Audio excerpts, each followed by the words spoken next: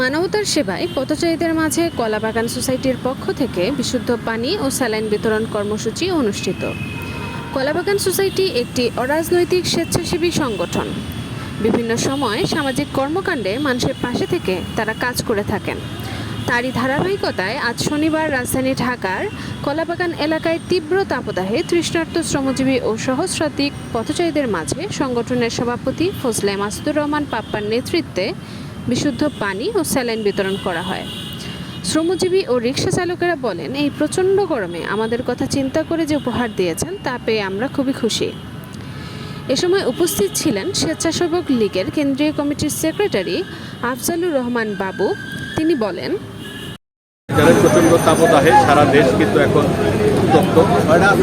প্রত্যেকটি জেলায় আমাদের তাপমাত্রা অনেক বেশি বৃদ্ধি পেয়েছে, বিশেষ করে পথচারী এবং মানুষ যারা তাপে অস্থির, আমরা তাদের মাঝখানে যারা অসুস্থ হয়ে যাচ্ছে তাদের মাঝখানে কিন্তু আমরা আজকের এই কলাবাগান সোসাইটির পক্ষ থেকে পানি এবং স্যালাইন বিতরণ করা হচ্ছে। এখানে আমাদের বোনেরা এবং আমাদের ভাইরা যারা এই কলাবাগান সোসাইটির মেম্বার, কলাবাগানের লোকজন, তারা সকলে মিলে এই পানি বিতরণ করছে। আমি মনে করি এটা একটা মানবিক উদ্যোগ।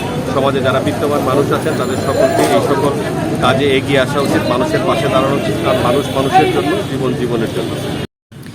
এছাড়াও উপস্থিত ছিলেন কলাবাগান সোসাইটির সভাপতি ফজলে মাসুদুর রহমান পাপ্পা, কাজী তালিবুর রহমান, আমির বাশার তুহিন, মহিবুল আহসান লিমন, জুলফিকার রহমান ইত্তেফাক, তামিম সাকুর, সিয়াল হক ভুইয়া, রুমানা জাহান, কামরুন নাহার, আখতারি নার্গিস, আলী আহমেদ সাধু, চায়না হোসেন, কলি আহমেদ সহ অন্যান্য নেতৃবৃন্দরা।